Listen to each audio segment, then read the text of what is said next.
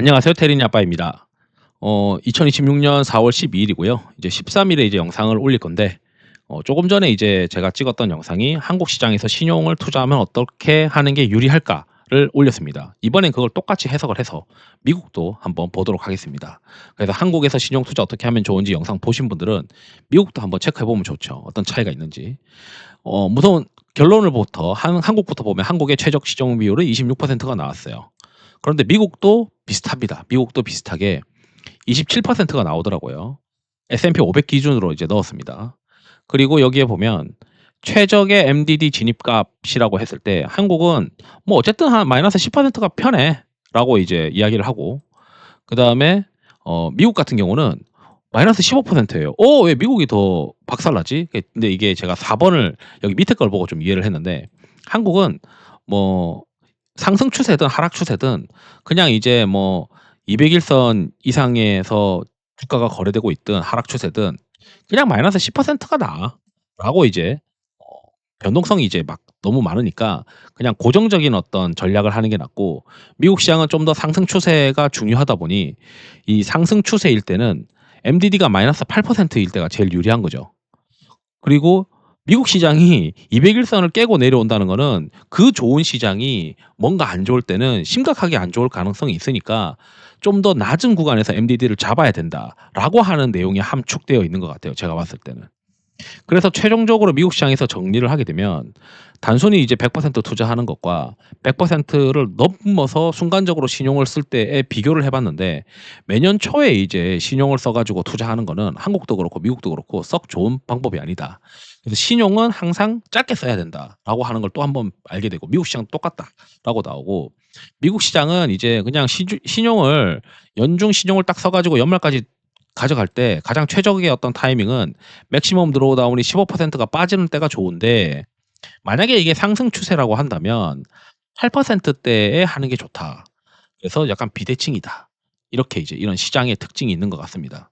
그래서 이제 한국 시장도 그렇고 미국 시장의 어떤 특징을 보게 되는데, 결국 이제 신용은 안 써도 오히려 제가 봤을 때 무방한 것 같아요. 안 써도 되는데, 만약에 쓴다.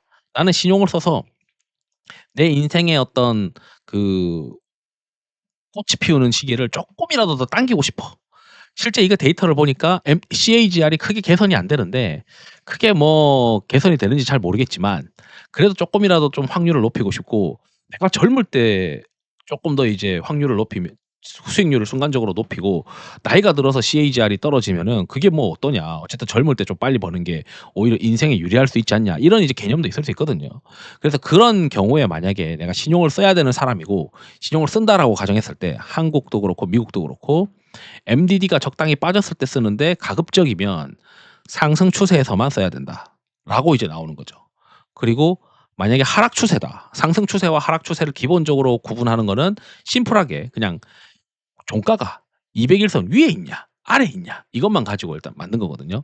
그래서 200 일선 위에 있는 시장이라면 그때는 신용을 써도 된다. 왜냐하면 회복할 수 있는 가능성이 있으니까.